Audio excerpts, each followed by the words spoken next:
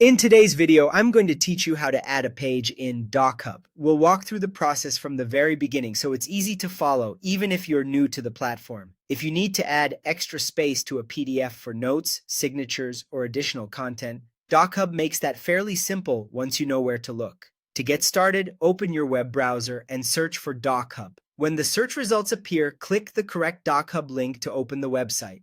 Once you're there, go ahead and sign into your account. Make sure you're using the account where your document is stored so you can access the right file without any confusion.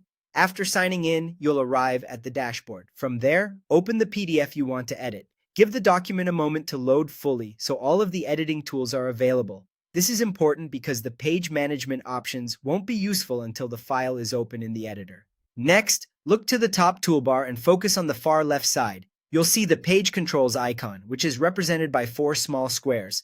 Click that icon to open the Page Thumbnail sidebar. This panel gives you a visual overview of all the pages in your document, which makes it much easier to insert and organize pages. Now, scroll to the bottom of that sidebar panel. At the bottom, click the plus icon, or if your version shows it, click the Actions button. This is where you'll find options related to adding or managing pages in the document. From those options, choose Insert Blank Page. This will add a clean, empty page directly into your current PDF. A blank page is useful when you need extra room for text, signatures, stamps, or any other content you plan to add later using DocHub's editing tools. Once the new page appears, take a look at where it was inserted. If it isn't in the right spot, you can easily move it.